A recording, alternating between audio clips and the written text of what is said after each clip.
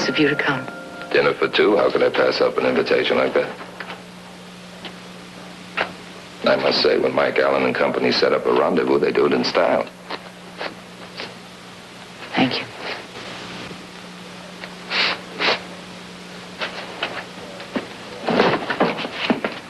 We'll start here. Germans have a microphone hidden. It'll be in one of those fine, noble birds. I guess there were no microphones. It was delicious finding out. Can I get you anything else? No, thanks. I'm full. Well, where should we search now? How about the sofa? I don't think so. Besides, nobody hides microphones and sofas anymore. Oh, no. Well, we have to check everything out in the interest of security.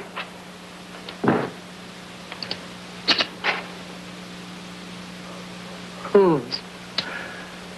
Ours, of course. Suddenly I don't feel so secure anymore. With good reason.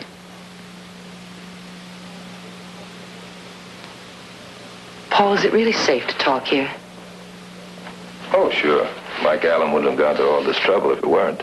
Mike's a professional. Nothing to worry about. Good. Now I can get enormous amounts of feminine curiosity out of the way. Who are you? Paul Bryan, don't you remember? We met in Cincinnati and fell madly in love. You'll have to forgive me. It's so easy to forget love affairs in Cincinnati. Do you know the most maddening thing of all? Do you realize how frustrating it was to sit in that restaurant just having met for the first time and smiling and talking like lovers and knowing that probably every word we said was being recorded somewhere? Positively being recorded somewhere. And not being able to tell you how nice a surprise you are. And no more pleasant a surprise than you are to me. You're much too charming to be an agent. You're much too beautiful to be a just about to be ex-wife. So I am. We've been separated for a long time now, but I still do care about him. After sharing part of your life with someone, it's not easy to just turn off all the feelings. I can't desert him now that he's in trouble.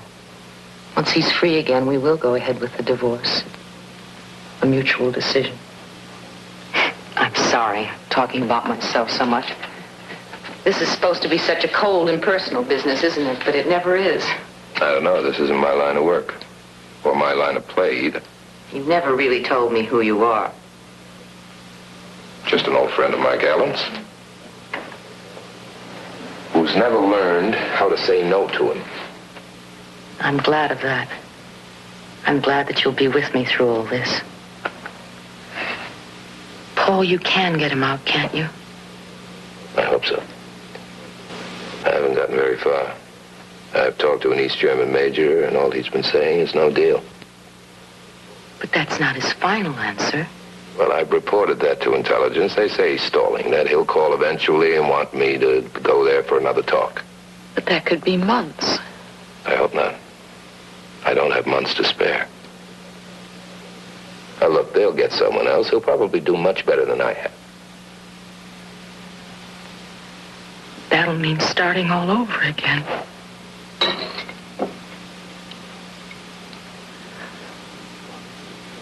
He's had bronchial trouble for years and pneumonia twice. He's not strong enough to stand prison.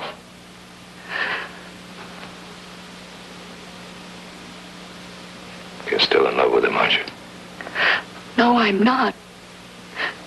Paul, if you met him, he'd seem so positive and sure of himself, but he's not. He never has been.